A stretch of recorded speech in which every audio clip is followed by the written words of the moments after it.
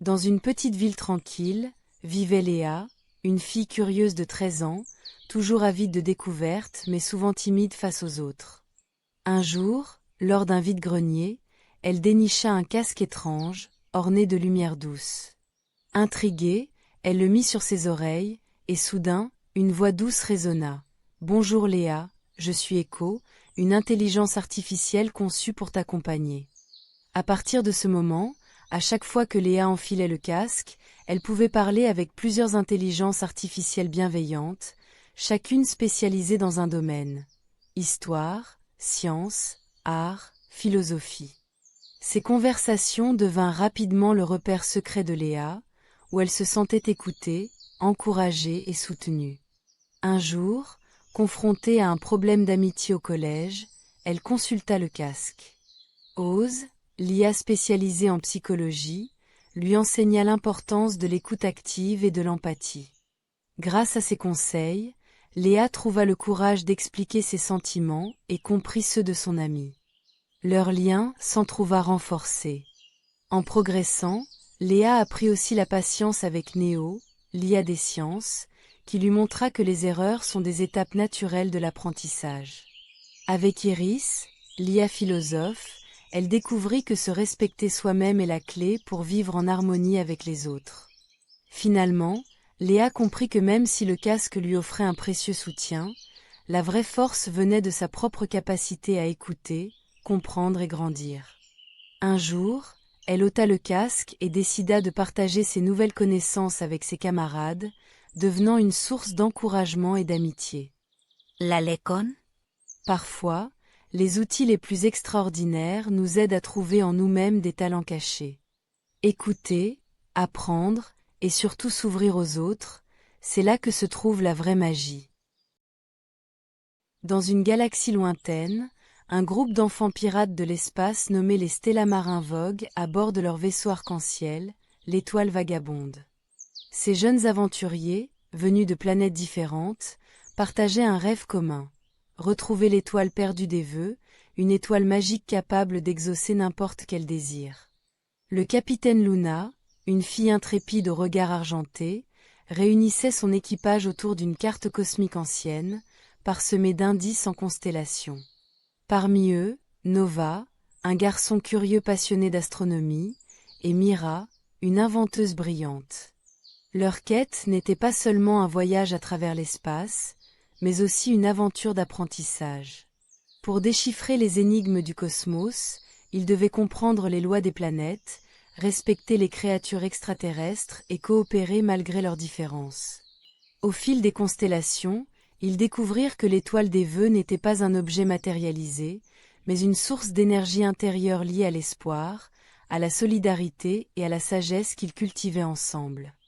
Leur dernier défi fut de traverser la nébuleuse des doutes, un nuage où la peur et la méfiance s'emparaient des cœurs. En s'entraidant et en partageant leurs rêves, ils éclairèrent l'obscurité et aperçurent enfin une scintillante lueur, leur étoile intérieure. De retour sur l'étoile vagabonde, les Stellamarins comprirent que le véritable trésor était leur amitié et leur capacité à croire en eux-mêmes. Grâce à ce voyage, ils avaient découvert que les vœux les plus précieux ne viennent pas d'une étoile magique, mais de leur propre courage et générosité. La leçon de vie qui résonnait à bord du vaisseau était claire. Peu importe où l'on vient, c'est en unissant nos forces et en nourrissant notre espoir que nous pouvons réaliser nos rêves, même les plus fous. Dans le grenier poussiéreux d'une vieille maison familiale, Lucas, un garçon de 10 ans curieux, trébucha sur un coffre en bois orné de ferrures rouillées. En l'ouvrant, il découvrit des lettres jaunies, écrites à la main, qui semblaient appartenir à ses arrière-grands-parents. Chaque lettre racontait une aventure fascinante. Son arrière-arrière-grand-père Pierre, par exemple, avait voyagé à travers l'Europe à bicyclette au début du XXe siècle, traversant montagnes et villes, affrontant des tempêtes et rencontrant des inconnus qui devinrent des amis pour la vie. Sa grand-mère racontait comment, pendant la guerre, elle avait aidé à cacher des familles en danger, risquant sa propre sécurité pour le bien des autres. À travers ces récits, Lucas apprit que sa famille n'était pas simplement un nom ou des visages sur des photos anciennes, mais un tissu vivant de courage, de solidarité et de curiosité pour le monde. Il comprit aussi que les défis peuvent être surmontés grâce à la persévérance et l'entraide. Inspiré, Lucas décida de raconter ses histoires à ses amis et à sa propre famille, prouvant que même les aventures oubliées peuvent enrichir le présent. La leçon finale ? Chaque homme, femme ou enfant porte en lui un héritage précieux, et c'est en découvrant les histoires du passé qu'on trouve la force de bâtir son avenir. Sous le ciel d'un été doucement bleu, Élise, une fillette vive de 8 ans, reçut un jour un vieux parchemin chiffonné.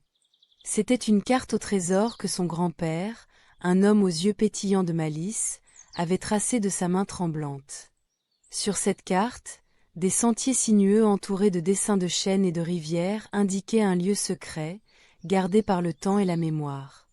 Avec une excitation mêlée d'un peu de peur, Élise s'aventura dans la forêt derrière la maison familiale. À chaque pas, elle découvrait des indices laissés par son grand-père. Une plume coincée dans l'écorce d'un arbre, une pierre peinte d'un symbole mystérieux. Ces trésors, bien qu'apparemment insignifiants, la guidaient vers une clairière baignée de lumière. Là, sous un vieux chêne noueux, Élise trouva une boîte en bois délicatement sculptée. Lorsqu'elle l'ouvrit, elle découvrit non pas des bijoux ou de l'or, mais un album de photos, des lettres et des souvenirs de sa famille, racontant des moments de joie, de difficulté, de solidarité. Ce véritable trésor contenait une histoire vivante, celle des liens invisibles qui unissent les cœurs malgré le temps et les épreuves. En retournant vers la maison avec son précieux butin, Élise comprit que le vrai trésor n'était pas une richesse matérielle, mais la force et l'amour des siens, transmis de génération en génération. Elle se sentit plus proche de son grand-père, plus fière d'elle-même, prête à chérir et perpétuer ces liens si précieux. Cette aventure lui apprit que les plus belles richesses résident dans le partage et la tendresse familiale, un trésor qui ne s'use jamais. La leçon que cette histoire porte est simple et belle. Ce sont les liens humains, et en particulier ceux de la famille, qui donnent un sens profond à notre vie, bien au-delà des richesses matérielles. Cultiver ces relations et les chérir est un véritable trésor. Dans un petit village niché entre des montagnes anciennes, vivaient 2 frères, Léo et Maxime. Depuis leur enfance, un médaillon d'or orné d'un scarabée gravé trônait dans leur famille. Ce médaillon, transmis de génération en génération, avait toujours été le symbole d'honneur et de pouvoir. À la mort de leur père, les 2 frères se lancèrent dans une querelle acharnée pour le posséder. Léo voulait utiliser le médaillon pour prouver sa force et asseoir sa position de chef dans le village, tandis que Maxime voyait en lui un précieux héritage à préserver. Leur dispute s'envenima, jusqu'à ce que leur grand-mère intervienne. Elle leur raconta alors l'histoire du médaillon. Autrefois, l'ancêtre qui l'avait créé était un sage qui voulait transmettre plus qu'un simple objet, il souhaitait transmettre une valeur essentielle. Ce médaillon représentait l'unité, la confiance et la collaboration nécessaires pour surmonter les épreuves. Sa gravure, le scarabée, symbolisait la transformation et la renaissance par l'entraide. Pris de honte, les 2 frères comprirent que leur conflit ne faisait que briser les liens familiaux que le médaillon devait renforcer. Ensemble, ils décidèrent de porter le médaillon à tour de rôle, symbole de leur engagement à travailler main dans la main. Le village tout entier, voyant leur réconciliation, en tira une leçon profonde. La véritable richesse ne réside pas dans le pouvoir individuel, mais dans la capacité à s'unir. La morale de cette histoire est que certains héritages ne sont précieux que s'ils nous rappellent les valeurs humaines qui nous lient plutôt que la possession matérielle. Parfois, c'est dans la collaboration et le partage que réside la véritable force.